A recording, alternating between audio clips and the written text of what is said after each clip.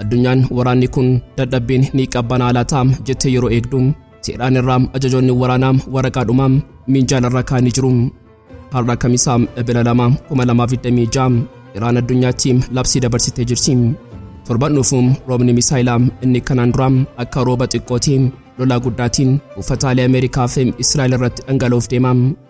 Yeroo masaraa White House keessaa Pirezidaantiin Tiraamp waraanni kun xumuramuuf deema. Humna Misaa'elaa Iraan daaraa goonee irra jechuun addunyaatti labsuutti Iraan irraa deebiin dhaga'ame faallaa kanaati. Deebiin onnee diinaa cabsuu fi waraana kana gara boqonnaa haaraatti ceesisuudha. Kuufama Misaa'elaa ija namaa jalaa dhokatee jiru Iraan ifa gootee jirti. Bal'ina isaa qabannee jirra.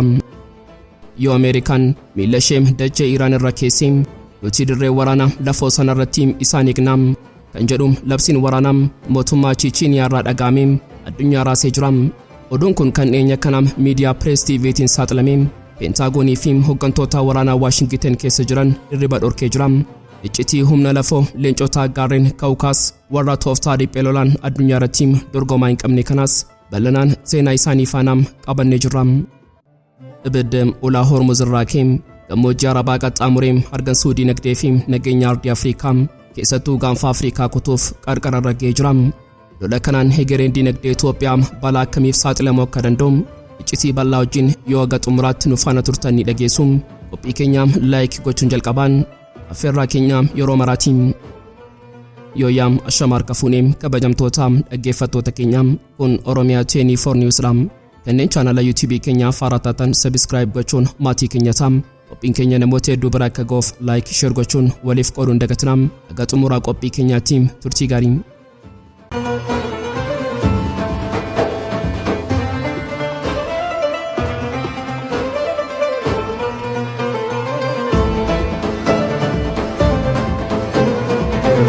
بسم الله الرحمن الرحیم. قدرت راهبردی که از آن دم میزدید تبدیل به شکست راهبردی شده. مدعی ابرقدرتی دنیا اگر میتوانست از این مخمسه رها شود تا حالا شده بود. سمیم Baha Giddu-galeessaa isaara boombii fi dhukaasaa ji'a tokko guutuutiin gurraachee sanarraa har'a dambaliyaraa fi sodaachisaa tuke. Addunyaan waraanni kun dadhabbii inni qabbanaa laataa jettee yeroo eegdu Teheraan irraa ajajoonni waraanaa waraqaadhumaan minjaala irra kaa'anii jiru. Har'a Kamisa Ebla 2026 Iraan addunyaatti labsii dabarsite. Torban dhufuun roobni Misaa'elaa inni kanaan dura akka rooba xiqqoo ture lolaa guddaatiin uffataalee Ameerikaa fi Isra'el irratti dhangala'uuf deema.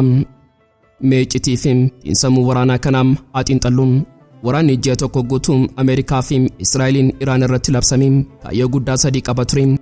Piroojeksii niwukileeraa dhabamsiisuu, raayyaa ittisaa fi eegdota warraaqsaa daaraa gochuu fi dhumarrattis sirna ayatollah kuffisanii mootummaa isaanii Teheraan keessatti dhaabuudha. Garuu har'a Jeneraal Muhammad Abbarzaaden ittaanaan ajajaa humna galaanaa eegdota warraaqsaa Islaamaa Iraan ofitti amanamummaa guutuun Ameerikaa fi Israa'el ji'a tokko guutuu nutumanii jiru. Garuu galma isaanii kana keessaa tokko illee hin geenye makaanaayizidii waraanaa fi karoora isaanii hundaa fashaleessineerra jechuun dhadatee jira. Akbarzaaden asirratti hin dhaabbanne. Inni waraana kana gara boqonnaa haaraatti ceesisuuf akeekkachiise. Torban dhufurraa eegalee misaa'elli keenya humnaa fi baay'ina kanaan dura hin argamneen saffisa dachaateen diina ni aleelu. Kun ergaa salphaa miti. Tiraamp kaleessa misaa'elli Iraan dhumateera jedhee yeroof jaju. Iraan ammoo inni isin argitan dhandhama qofaam tuulaan misaa'ela keenya inni dhugaan holqa keessaa ba'uuf torban tokko qofaam isaaf jechaa jira. Wanti hunda caalaa onnee diinaa rarraasee fi addunyaa warra dhiyaa dhiphisee garuu waraana xiinsammuu ajajaa humna lafoo Iraan Jeneraal Ali Jaanshaayitiin. Jeneraalichi Tooraam Eksiisaarratti maatiiwwan loltoota Ameerikaa kanneen Baha Giddu-galeessaa jiraniif ergaa gabaabaa garuu kan lafee isaanii cabsu erge. Loltoonni Ameerikaa Baha Giddu-galeessaa jiran haala akkamiirraa akka jiran maatiin isaanii ofii isaaniitti bilbilanii haa mirkaneeffatan. Ajajaan Giddu-galeessaa Ameerikaa reeffaa fi madoo isaanii dhoksaa jira jedha. Kuni tooftaa waraanaa isa sadarkaa olaanaati. Jaanshaayin madaa Ameerikaa keessoo tuqaa jira. Maatiin loltoota Ameerikaa sodaa keessa galuun dhiibbaa biyya keessaa Pirezidaantii Tiraamp irratti akka ka'u gochaa jira. Maaltu akka ta'u waliin argina jedhee yeroo xumuru akka waan saanduqa reeffaa haaraa qopheessaa jirutti diina isaa dhiphisee jira. Gama biraatiin ammoo argansuu diinaa kutuu ilaalchisee Muusin Reezaayin gorsaan waraanaa hoogganaa olaanaa Iraan diinaaf yeroo boqonnaa dhowwuu labse. yeroo addunyaan warra dhiyaam dhiphatteem dhukaasni haa dhaabbatum waraanni haa qabbanaa'u jedhan Reezaa'iin murtii waraana kana dhaabuum harkaam hoogganaa warraaqsaam bulchitaa baakkaamanii jiram sammuun fayyaalessiifiim tarsiimoon waraanaam diina hudhameefiim dhiphatee kanaaf carraa argansuum akka kenninuum nu hin eeyyamu jedham. Iraan Ameerikaaf Israa'el yeroo dhabaniim meeshaa ittisaa fixataniim burjaajaanii akka jilbeenfatan barbaaddiim. Dhaadannoofiim akeekkachiisni jajjabaan jeneraalotaam Iraan afran kanaam tasaa kan dhufe mitiim. Waashingiten keessattiim waraana lafoom Iraan irratti banuuf sochiin waan jiruuf Teheraan madaallii soraachisuu kanaam dabalaa jirtiin. Iraan osoo miilaan lafa keenya hin tuqin nuti samii irraan buufata keessan dhabamsiisnaam yoo lafoon dhuftanis qabrii keessan asumatti qopheessineerraam jechaa jirtiin. Yeroo masaraa White House keessaa Pirezidaantiin Tiraamp waraanni kun xumuramuuf deemaam humna misaa'elaa Iraan daaraa gooneerra jechuun addunyaatti labsuutiin Teheraan irraa deebiin dhaga'ameem faallaa kanaatiin. Deebiin dhaga'ameem kan onnee diinaa cabsuufiim waraana kana gara boqonnaa raattiim ceesisuudhaam. Wiirtuun ajajaam waraanaa olaanaam Iraan kaatama lambiyaam labsiin Ameerikaa fi Israa'el gowwummaa ragaa basaasummaa sobaa irratti kan hundaa'e ta'uun ifa godhee jira. Dubbeemaan wiirtuu kanaam haala ofitti amanamummaa guutuun waraanni kun hanga Ameerikaa fi Israa'el salphatanii jilbeenfataniitti hin dhaabbatu jechuun dhaadatee jira. Iccitiin dubbii inni guddaan asitti dhufaam. Ameerikaan warshaalee meeshaa waraanaam Iraan rukunneera jetteem yeroof jechuun jeneraalonni Iraan garuum kolfanii dhiisan. Warshaaleen isin digdaan warshaalee idilee xixiqqoo qofaam wiirtuun oomisha misaa'elaa diroonii keenyaam inni tarsiimawaa fi inni guddaan bakka harki keessan gonkumaa dhaqqabuu hin dandeenyetti argama jedhan. Kana jechuun humni waraanaa Iraan inni dhugaan lafa jalaam gaarreen Faarsii keessatti ija diinaarraa dhokoteem guyyaa murtii xumuraam eegaa jiraachuu isaatiin. Dabalataan Iraan meeshaalee diinni hin beekne of harkaa akka qabduum akeekkachiisee jirti. Sirnatti isaa qilleensaam ammayyawaam waraanaam elektirooniksii fi misaa'ilotaam fageenya dheeraam kanneen shallagii Ameerikaatiin ala ta'an qabna jettiin. Haleellaan kanaan duraam Ameerikaa fi Israa'el irratti godhamee dhandhamaa fi shaakala qofa akka tureefi haleellaan itti aanu caalaatti cimaam bal'aa fi guutummaatti barbadeessaa akka ta'u labsitee jirti. Baha Giddu-galeessaa ammaam saatii eegumsaam obsaa fixachiisaa keessa jiraam. Torban dhufuum torban waraanaam torban rooba misaa'elaa fi diroonii ta'uuf deemaam. Addunyaan ammaam misaa'elonni Iraan warri dhokotan yeroo Holqaa baan samiin Israa'elii fi uffataaleen Ameerikaa akkamittiin akka ibiddatti makaman hafuuraa qabatteem eegaa jirti. Samii Baha Giddu-galeessaam kan xiyyaarota waraanaa fi misaa'elota Ameerikaa fi Israa'eliin aaraa fi ibiddaan haguugame keessaam yeroo addunyaan waraanni lafoonii jalqabamaa laataam jechuun eegaa jirtu kanatti sagaleen jabaan tokko fageenya gaarreen cabbii Kookaasis keessaa dhaga'ame. Sagaleen kun sagalee dippiloomaasii laafaa yookaan marii nagaa miti. Sagalee dhiigaam onnee fi qawweetiim. Yoo Ameerikaan miila ishee dachee Iraan irraa keessee nuti dirree waraanaa lafoo sanarratti isaan eegnaam kan jedhu labsiin waraanaa mootummaa Cheechniyaa irraa dho'e addunyaa raasee jira. Oduun kun kan dhiyeenya kanaam miidiyaa Pirees TV'n saaxilame Pentaagoonii fi hooggantoota waraanaa Waashingiten keessa jiran hirriba dhoowwee jira. Loltoonni Shiishaan warri hoogganaa isaanii isa sodaatamaa Raamzaan Kaadroofiin ajajaman hidhannoo guutuudhaan gara Iraanitti imaluuf qophii xumurii isaanii ifa godhanii jiru.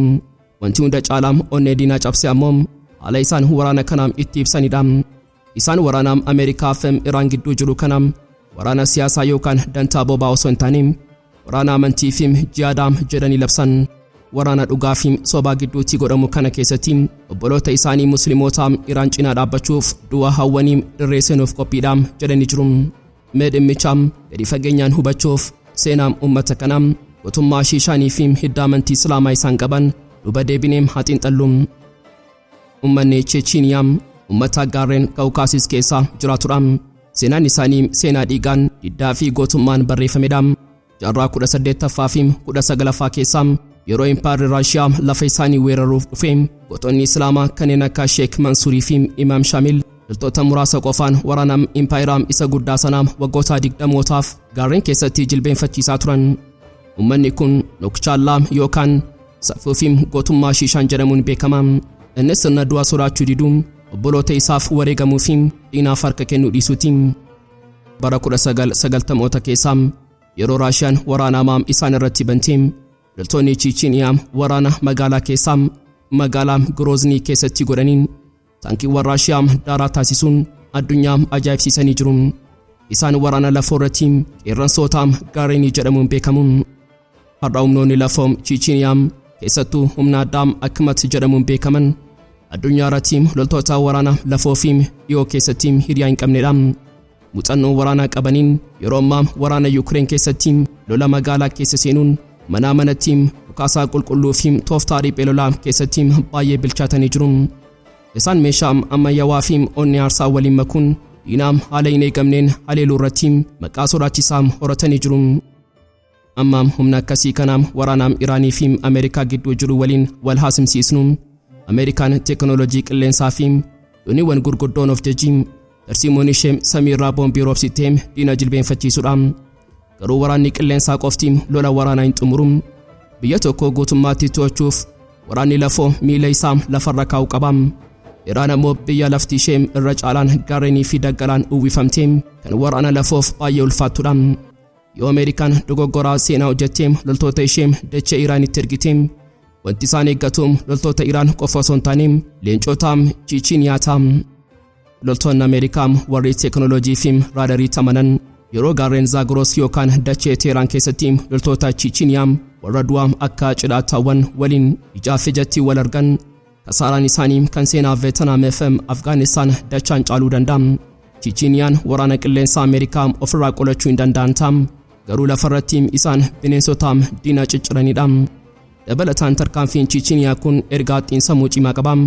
Waraana kana gara waraana tokkummaa Islaamaatti jijjiiraa jira. Ameerikaan nuti mootummaa Iraaniin jijjiirra jechuun yeroo odeessitu ummanni Islaamaa addunyaa irra jiru wal cinaa dhaabbachaa akka jiru agarsiisa. Ramzaan Kadyroof gocha kanaan biyyoonni Islaamaa dantaa siyaasaa fi garaagarummaa amantii Sunnii fi Shi'aa dhiisanii diina waloo Ameerikaa fi Israa'el dura dhaabbachuuf akka tokko ta'an ragaa dhiyeessee jira. Walumaa galatti addunyaan yeroo ammaa qarqara balaarra dhaabbattee jirti. Ameerikaa fi Israa'el Baha Giddu-galeessaa barbadeessuuf humna isaanii hundaa bishaanii fi samiirra fiduu danda'u. Garuu yeroo gaaffiin waraana lafoo koom dhiigii fi onneen mormitootaa ni dammaqa. Loltoonni Cheechniyaa gara Iraanitti imaluuf qophaa'uun isaanii Waashingitanii fakkeekkachiisaa dhumaati. Xiyyaara keessaniin dhuftan lafarratti isin eegna. Taankii keessaniin dhuftan daaraam isin goona. Kuni waraana meeshaa fi teekinooloojii qofa osoo hin taane waraana murannoo fi ija jabinaati. Addunyaan ammoo loltoota gaarreen Kawkaasisii fi gaarreen Faarsii tokko ta'anii humna warra dhiyaa akkamitti akka jilbeenfachiisan eegaa jirti. Addunyaan yeroo ammaa kana dhiphattee jirti.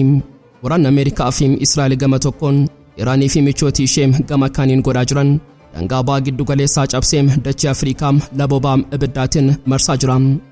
Har'a Ebla 2026 dhugaan lafarra jiru tokko qofa. Ibiddi ulaa Hormuuz irraa ka'ee gammoojjii Arabaa qaxxaamuree argansuu diinagdee fi nageenya ardii Afriikaa keessattuu Gaanfa Afriikaa kutuuf qarqara irra ga'ee jira. Mee taphaa tarsiimoo balaa babal'isuu kan Iraan amma fayyadamaa jirtu kana bal'inaan haa ilaallu.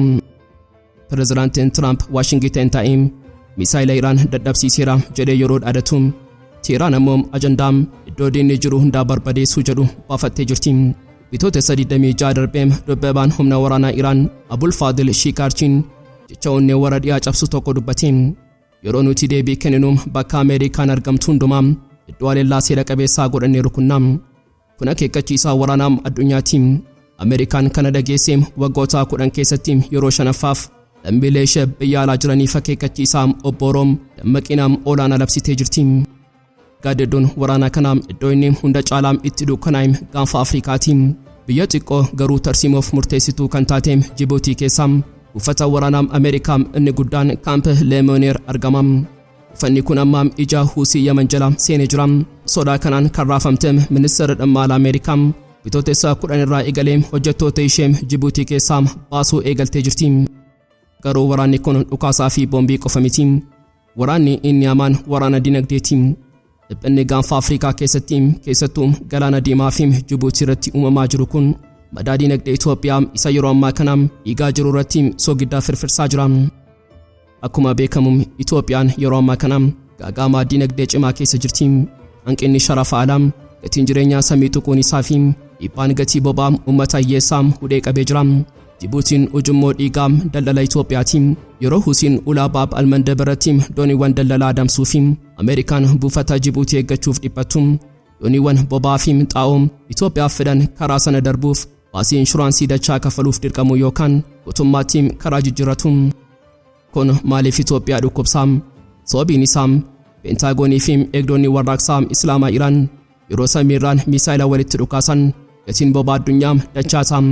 Boba'aan yeroo qaala'u geejjibni Itoophiyaa keessaa ni dhaabbata. Gatiin midhaanii gabaa keessatti haalaan ol ka'a. Qotee bulaan xaa'oo dhabee bu'a. Waraanni Ameerikaa fi Iraan qarqara daangaa ofii darbee kallattiin godoo uummata Itoophiyaa keessatti beelaa fi qaala'insa jireenyaa uumaa jira. Dhiibbaan diinagdee kun misaa'ela caalaa uummata nagaa ajjeesa. Gama biraatiin dhiibbaan Iraan Gaanfa Afriikaa qofa osoo hin taane lixa Afriikaallee hudhee qabee jira. Nigeeriyaa keessatti mormiin du'a hoogganaa olaanaa Iraan Alii Kaamenii hordofee uumamee sodaa guddaa uumee jira. Dhaabbanni sochii Islaamummaa Nigeeriyaa kan Tiraaniin deeggaramu daandiiwwan magaalota kaabaa dhuunfachuun Ameerikaa fi Isra'el irratti haaloo ba'uuf dhaadachaa jira. Ameerikaan Abuujaa keessatti sodaattee balbala cufachaa jirti. Walumaa galatti addunyaan dhugaa qabatamaa tokko barachaa jirti. Jaarraa 21ffaa keessatti waraanni bakka tokkotti hin daangeffamu. Dho'iinsi Misaa'elaa Tel Aviv yookaan Teheraan keessatti yeroo dhaga'amu caccabaan isaa Bahareenii fi Jibuutii rukuta. Kasaaraan diinagdee isaa immoo uummata dachee Itoophiyaa keessa jiru beelessa. Iraan tarsiimoo balaa tamsaasuu kanaan Ameerikaan bakka hundatti akka boqonnaa dhabdu gochaa jirti. Har'a Afrikaan osoo ofii isheetiin waraana hin labsiin dirree falmii fi madaa diinagdee biyyoota gurguddoo kanaa baachuuf dirqamtee jirti. Egaan kabajamtoota dhaggeeffattoota Oromiyaa 24 News qophii guyyaarraaf qabannee dhiyaannee asumarratti goolama. Kanneen chaanala YouTube keenyaaf haaraa taatan subscribe gochuun maatii keenya ta'aa. Qophiin keenya namoota hedduu bira akka ga'uuf like share gochuun waliif qooduun dagatina. Haga xumuraatti waan nu faana turtaniif galatooma.